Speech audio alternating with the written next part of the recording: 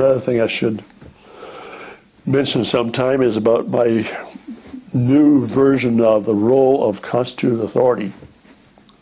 Because on 3 different occasions in our ministry, we were asked to do something that we did not want to do. I did not want to go to Southern California with my teenage kids for a 2-year study program. But I got my arm twisted by my friend Ramble, and I went, and it was a great thing. We did not want to send our kids off to missionary school. We wanted to keep them with us in the Colombian culture, which would have been a mistake. But wiser minds prevailed, and we sent our kids off. It was a good thing to do. I did not want to move from Lima, or from Buenos Aires to Lima, Peru. But my leader said, yes, you need to move. We did, and it became the most unforgettable experience of our whole 50 years of ministry. What made us so great? We saw things there we had never seen before in ministry. We had never before seen 100 or 200 people in a 2-week period coming to know Christ in these evening meetings, evangelism. That went on month after month after month. We never before seen baptisms with 65 people being baptized at one time on a consistent basis.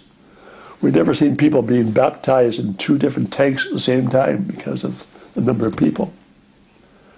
I have never been in a meeting with Christian workers where the subject was, should we discontinue evangelism to get caught up with discipleship?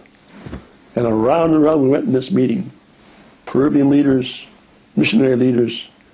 I sat there in the middle and said, Lord, don't let us stop. And finally one Peruvian leader said, if we stop evangelism now, we'll be dead on the water. We've got to keep going. And they kept going. I never before seen a church which would have split most churches in North America because the senior pastor and the associate pastor were at loggerheads. They got crossways.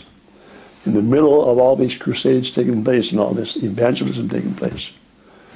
And so people were saying, well, we need to shut down this evangelism and solve this problem in our church. But the elder said, no, we can't do that. God is blessing evangelism. We've got to keep going. And they kept going, and they handled that on the side and never missed a beat because God honored evangelism, and that church moved on. These are some of the things that we saw we'd never seen before. We never before worked in an environment where we weren't called missionaries, we were called pastors. And everybody had a job to do because there was so much happening with all these new believers. And to see the night school growing in the middle of all this. And I had a goal for having 500 students in extension by the time I left, 2.5 years. After a year, I had 500 students.